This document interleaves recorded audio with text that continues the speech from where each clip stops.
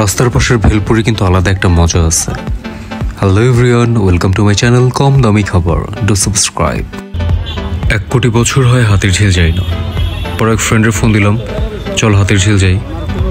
ছবি টবি তুলে পরে দেখি যে রাস্তার পাশ দিয়ে মানে রামপুরা ব্রিজ থেকে হাতির ঝিলে যাইতেই যে রোডটা, এটা সেই রোডটা। এখানে মন্দির ছিল, একটা মন্দিরে কালী পূজার আয়োজন চলতেছিল, যদিও ভিডিও আপলোড হচ্ছে কালী পূজার অনেক পরে। অনেক কয়টা মামা দেখি ভেলপুরি নিয়ে বসে আছে লাইন ধরে সাজায়। আগার গায়ে আছে কেক পট্টি, আর আমাদের হাতের ঝিলে আছে ভেলপুরি পট্টি। যাই হোক, পরে খেয়ে নিলাম ভেলপুরি, ভালোই, খারাপ না। আর এই সব কয়টা ভেলপুরির দোকানে শশা গাজর কাটা বা পেঁপে কাটা এগুলো দেখাতে একটু ভালোই লাগে।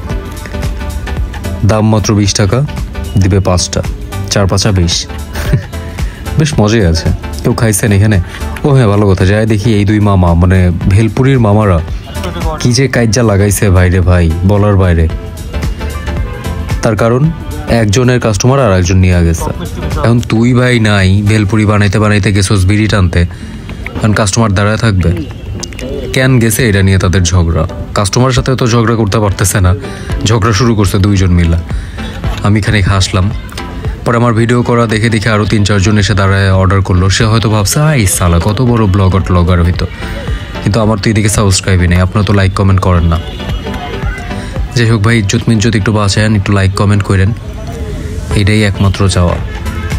বেলপুরিগুলো এরকম কাইল্লা আসছে কেন কে জানে, সামনাসামনি দেখতে কিন্তু ভালোই লাগতেছিল, হলুদ হলুদ ছিল। মেবি আমার ক্যামেরার সমস্যা নাকি।